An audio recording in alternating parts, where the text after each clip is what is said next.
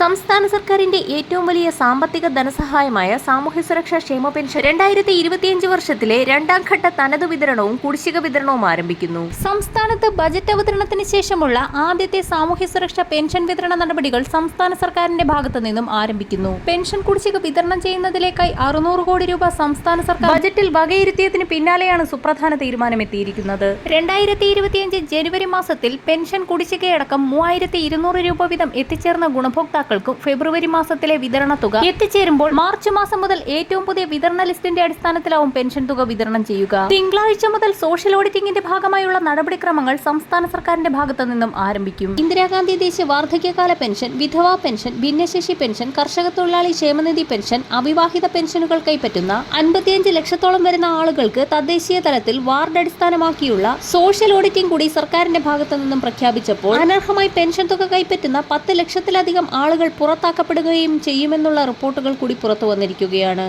ഇതോടുകൂടി ഏറ്റവും അർഹതപ്പെട്ട ഗുണഭോക്താക്കൾക്ക് പെൻഷൻ തുക എല്ലാ മാസവും കൃത്യമായി വിതരണം ചെയ്യാനാകുമെന്നുള്ള കണക്കുകൂട്ടലിലാണ് ഏറ്റവും പുതിയ സർക്കാർ തീരുമാനം. തദ്ദേശ തലത്തിൽ സോഷ്യൽ ഓഡിറ്റ് നടത്തി അനർഹരായവരെ ഒഴിവാക്കാനാണ് നടപടി സ്വീകരിച്ചിരിക്കുന്നത്. സംസ്ഥാനത്ത് ഫെബ്രുവരി മാസത്തിലെ പെൻഷൻ തുക വിതരണം സംസ്ഥാന സർക്കാരിന്റെ ഭാഗത്തു നിന്നും ആരംഭിക്കുന്ന സാഹചര്യത്തിൽ 2024 വർഷത്തിൽ കുടിശ്ശികയായിരിക്കുന്ന 3 ഗഡു പെൻഷൻ തുകയായ 4800 രൂപയുടെ വിതരണം കൂടി സർക്കാർ പ്രഖ്യാപിച്ചിരിക്കുകയാണ്. കുടിശ്ശിക തുക ഏപ്രിൽ മാസം മുതൽ തനത് മാസത്തിലെ പെൻഷൻ തുകയോടൊപ്പം 3 ഘട്ടങ്ങളിലായി വിതരണം ചെയ്യുമെന്ന് ധനമന്ത്രി കെ.എൻ. ബാലഗോപാൽ വ്യക്തമാക്കി.